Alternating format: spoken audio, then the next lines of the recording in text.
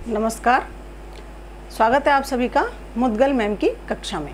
हम पढ़ रहे हैं आपकी पाठ्य पुस्तक अंतरा का पाठ मलिक मोहम्मद जायसी। मलिक मोहम्मद जायसी जी की पद्मावत से ये प्रसंग लिया गया है और इसका नाम है 12 मासा। इस पद्यांश में 4 महीनों का वर्णन किया गया है। तो आइए आज पहले अंश को हम पढ़ रहे हैं। 4 भागों में मैं प्रस्तुत करूंगी इसे।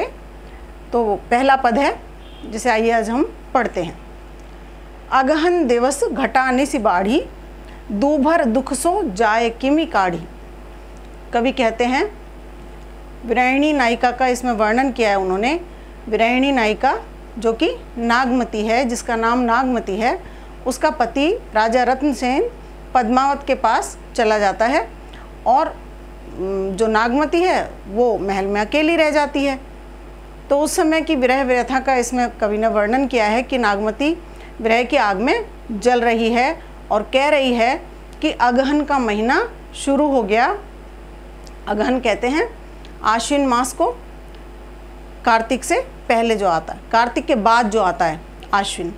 तो आश्विन में सर्दी की ऋतु का आगमन हो चुका होता है और दिन छोटे होने लग जाते हैं, रातें बड़ी होने लग जाती हैं। इसीलिए कवि ने कहा अगहन दिवस घटा निसि बाढ़ी, कि दिवस घट गया और रात्रि लंबी हो गई। दिन छोटे हो गए, रात्रि लंबी हो गई। दूभर दुख सो जाए किमि काढ़ी, और दूभर दुख है, जिस दुख को सहना अत्यंत कठिन है, ऐसा दुख है तो रात्रि को काटना भारी हो गया है, दूभर हो गया है, अत्यंत मुश्किल हो गया है। क्यों?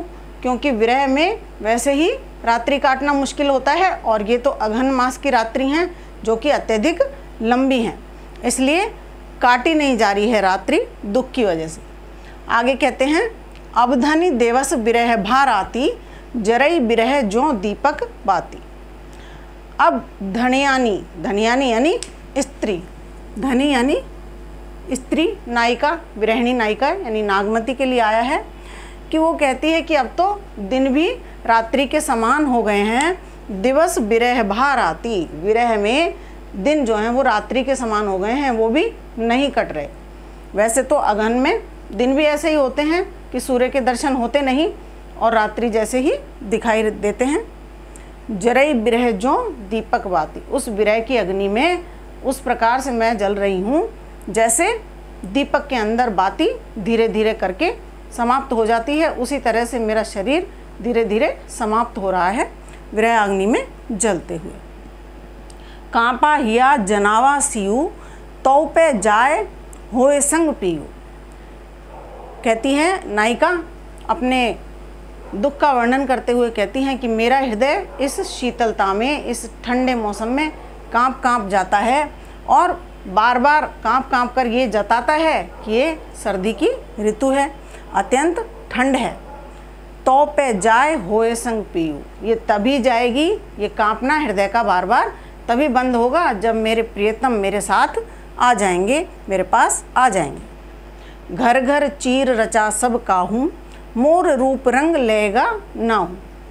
अब कहती है नायिका कि त्योहारों का मौसम है, घर घर में सभी ने नए वस्त्र धारण किए हुए हैं। चीर माने वस्त्र, अवधी भाषा में है कविता, तो चीर माने वस्त्र।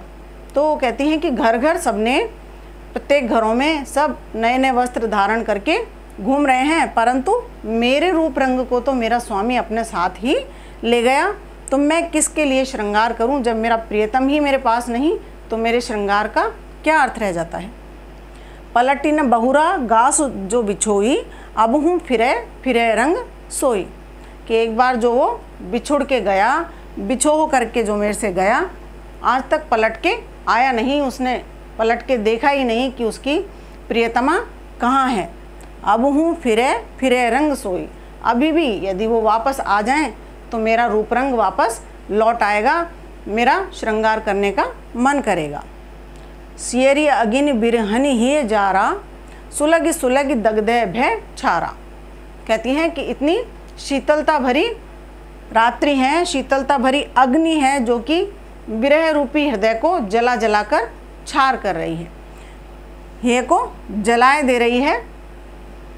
सियरी अग्नि, ठंडी अग्नि, शीतल अग्नि जो है वो विरह रूपी शीतल अग्नि है, वो मेरे हृदय को जलाए दे रही है। सुलग सुलग दगदे भय छारा, और मेरा हृदय सुलग सुलग कर जल जल कर बिल्कुल राख के समान हो गया है। छार कहते हैं राख को, तो राख बन गया है हृदय, तो अब बचा ही नहीं। यह दुख दगद न जाने कंतु, जोबन जन्म करे भस्मंतु। और ये मेरा दुख जो है मेरा स्वामी जान ही नहीं पाएगा, क्योंकि वो तो यहाँ है ही नहीं, तो वो कैसे जान सकते हैं। इस दुख ने, इस विरहाग्नि ने जला जला कर मेरे यौवन को और मेरे जिंदगी को, मेरे जीवन को भस्म करके रख दिया है। भस्मंतु, भस्म करके रख दिया है, राख के समान बना दिया है। पियसों कहू संदेशड़ा, ए भंवरा ए काग, सौधनी बिरहें जर मुई, तेहिक धुआं हम लाग। अपने प्रियतम को अपने विरह अग्नि का संदेश भिजवा रही हैं, किसके साथ? काग और भंवरे के साथ, कौवे और भंवरे के माध्यम से संदेश भिजवा रही हैं। कह रही हैं कि मेरे पिया से, यानी मेरे प्रियतम से मेरा संदेश पहुंचा देना, और उनसे कह देना, हे भंवरे, हे काग, उनसे ये कहना कि सौधनी बिरहें जर मुई, कि तुम्हारी जो धनियानी थी, तुम्हारी जो स्त्री थी, तुम्हारी नायिका जो थी, तुम्हारी प्रियतम जो थी, वो जल जल कर मर गई है विराग्नि में। विराग्नि ने उसको जलाकर मार दिया है। तहिक धुआं हम लाग, और उसी धुएं की वजह से हम काले हो गए हैं। विराग्नि की अग्नि से इतना धुआं निकला कि उसकी वजह से हमारा रंग काला हो गया है। तो देखिए कितना अतिशयोक्तिपूर्ण वर्णन कवि ने किया है कि विराग्नि के धुएं से भंवरा और कौआ काले हो गए। प्राचीन समय में कबूतर और तोते के साथ ही संदेश नहीं भिजवाते थे लोग, भंवरे और काग के माध्यम से भी संदेश भिजवाते थे। भाषा की यदि हम बात करें तो अवधी भाषा है।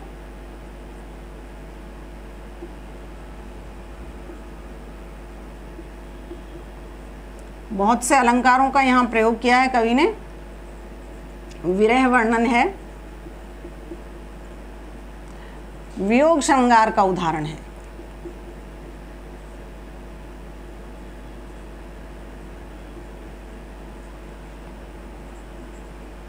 चौथी बात है कि कवि ने यहाँ अतिशयोक्तिपूर्ण वर्णन किया है। अतिशयोक्तिपूर्ण वर्णन। और अलंकारों की यदि हम बात करें, देखिए यहाँ सुलगी सुलगी में, फिरे फिरे में पुनरुक्ति प्रकाश अलंकार है। जोबन जन्म यहाँ अनुप्रास अलंकार है। और तहिक धुआं हम लाग, सौधनी बिरह जर मुई, तहिक धुआं हम लाग यहाँ अतिशयोक्ति अलंकार है। सियरी अग्नि, शीतल अग्नि, यहाँ पर अग्नि कभी शीतल हो सकती है क्या? नहीं, यहाँ पर विरोधाभास अलंकार है। इसी प्रकार जरे बिरह जो दीपक बाती, दीपक और बाती की उपमा दी गई है, उपमा अलंकार है। तो ये था 12 मासा का प्रथम पद। अगले पद में फिर मिलेंगे, तब तक के लिए धन्यवाद।